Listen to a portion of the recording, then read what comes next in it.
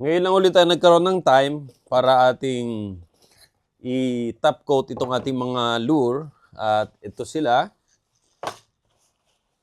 Ito yung ating mga 12 grams. Tignan natin dito. At ating top coat lahat ito mga idol. At ito nga pala yung ating chrome na ginawa na pang testing natin sa kingfish. At meron din dito mga 15 grams na lure. Mahaba. Parang, ang langoy nito, parang dilis mga idol. Maganda. At meron din tayo rito mga blue o yung tatawin natin na kingfisher lure. Mga chrome. At ito naman yung ating mga 5 grams na parang pongkan. Yan. Yellow. Bigyan natin dyan. At ito naman yung ating mga redhead at chrome or silver na 10 grams. Yung mga yan. Redhead na 5 grams. Yan. Lagyan natin lahat dito sa ating mahiwagang lalagyan.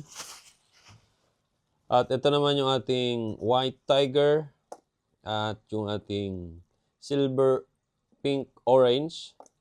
Lahat to ay 5 grams pero pagka na top coat na nilagyan ng hook, nagiging 6 grams.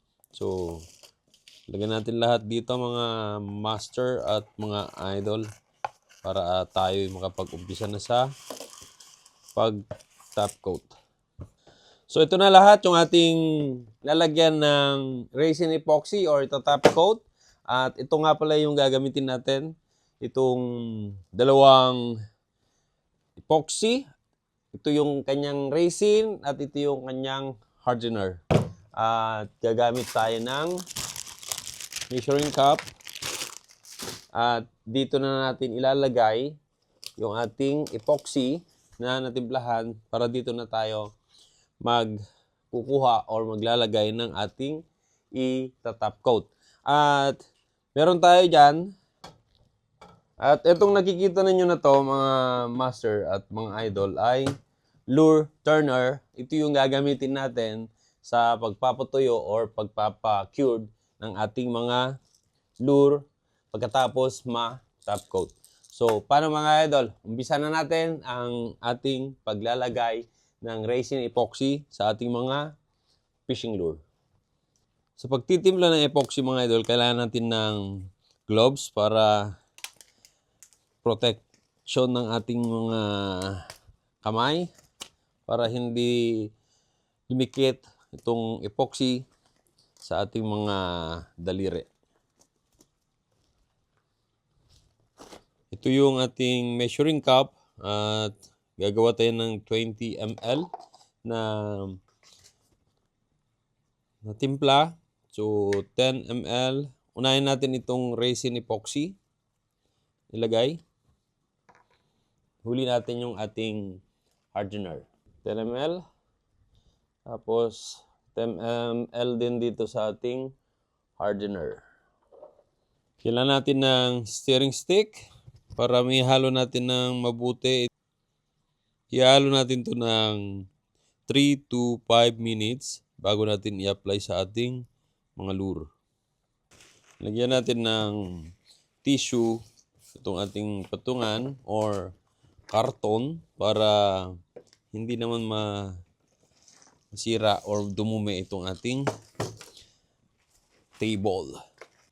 At saka pala, ang gagamitin natin dito na brush ay ito. Ito ay disposable or one-time use. Then, tapon na. So, pwede na natin isalin dito. Tsaka natin ituloy ihalo. Ang epoxy na ito ay may working time na 45 minutes. So, kung na-consume na natin yung 5 minutes, mayroon pa tayong 40 minutes na pag-apply. So, tingin ko, pwede na to. Yan o. Pwede na tayong maglagay.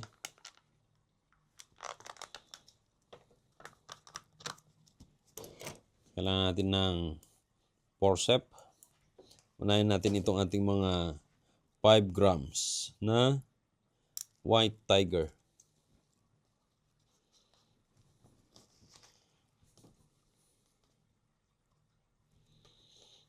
Ganito ang ginagawa ko, mas mabilis na.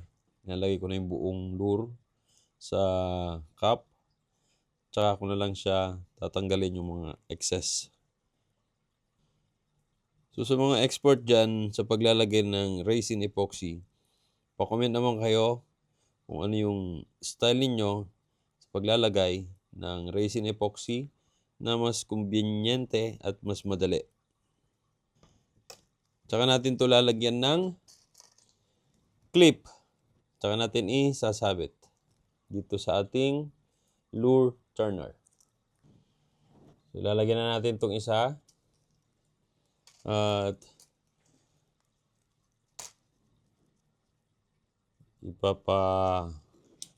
ikot natin itong ating lure turner. Natin ipa-final touch para maayos din yung epoxy doon sa may mismong belly kung saan galing yung ating forceps. So, ayan. 1-0 na tayo. So, ganun lang yung gagawin natin. Tuloy-tuloy para hanggang matapos natin. Kung ito ay 18, so mga 36 pieces yung kaya nating tapusin. So, yun lang mga idol. Thank you so much and happy fishing. God bless.